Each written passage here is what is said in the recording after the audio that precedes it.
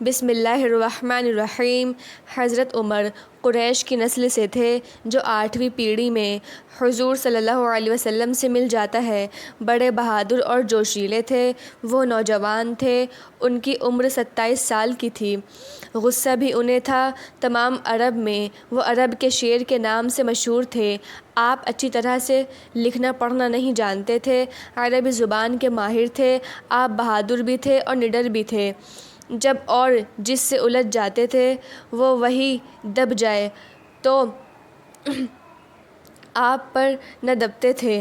تمام عرب جانتا تھا کہ عمر جب میان سے تلوار نکال لیتے ہیں تو وہ اپنا کام کر کے ہی واپس میان میں آتی ہے۔ آپ نے تلوار میان سے نکال کر حضور صلی اللہ علیہ وسلم کو قتل کرنے کا ارادہ کیا تھا، اس لیے وہ سمجھ رہے تھے کہ عمر کی تلوار محمد صلی اللہ علیہ وسلم کا کام تمام کر کے ہی میان میں واپس آئے گی۔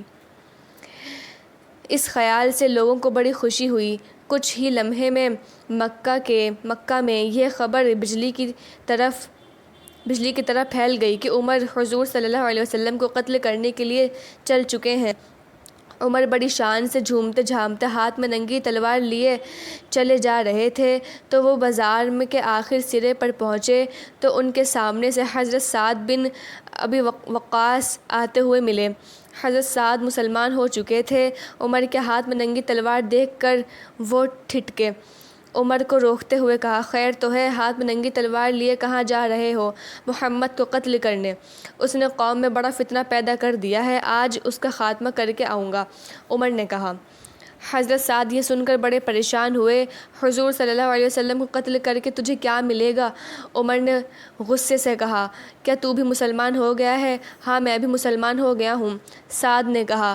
پھر آگے فرمایا، پہلے اپنے گھر کی خبر لو تو حضور صلی اللہ علیہ وسلم کو بعد میں قتل کرنا۔ عمر نے پوچھا، گھر کی خبر کیا لوں؟ تمہاری بہن فاطمہ اور تمہارے بہنوئی سعید بن زید کی مسلمان ہو چکے ہیں۔ یہ سن کر عمر کا چہرہ غصے سے لال ہو گیا۔ انہوں نے جوش بھری آواز میں کہا، اگر یہ بات ہے تو پہلے ان دونوں کا خاتمہ کر آؤں۔ اتنا کہہ کر وہ اپنے بہنوئی کے مکان کی طرف پلٹے۔ حضرت سعد بھی یہی چاہتے تھے کہ کسی نہ کسی طرح انہیں اتنا موقع مل جائے کہ وہ حضور صلی اللہ علیہ وسلم کو اس کی اطلاع کر دیں۔ عمر کے پلٹتے ہی وہ پلٹے اور جلدی سے قدم اٹھا کر وہ ارقم کے مکان کی طرف چل پڑے۔ اس وقت حضور صلی اللہ علیہ وسلم نہیں تھے۔ عمر جوش میں بھرے ہوئے حضرت سعید کے مکان پر پہنچے۔ دروازہ بند تھا اور کسی کے پڑھنے کی آواز آ رہی تھی۔ آپ دروازے میں سے لگ کر کھڑے ہو گئے اور کان لگا کر سننے لگے۔ دھیمی آواز کی وجہ سے پورا نہ سن سکے، لیکن اتنا اندازہ ہو گیا کہ شاید کوئی قرآن مجید پڑھ رہا تھا۔ عمر کا غصہ بڑھ گیا۔ دروازہ زور سے کھٹکھٹایا۔ دروازہ کھلا اور آپ کی بہن فاطمہ دروازے پر کھڑی نظر آئیں۔ بھائی جان، آپ ہیں، آ جائیے، حضرت فاطمہ نے کہا۔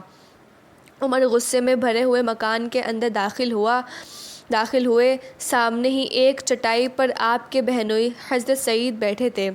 وہ عمر کو غصے سے بھرا چہرہ دیکھ کر سہم گئے۔ ڈرتے ڈرتے ادب کے طور پر کھڑے ہو گئے۔ عمر نے بڑھ کر تلوار چٹائی پر رکھ دی اور حضرت سعید سے پوچھا، بتاؤ، تم کیا پڑھ رہے تھے؟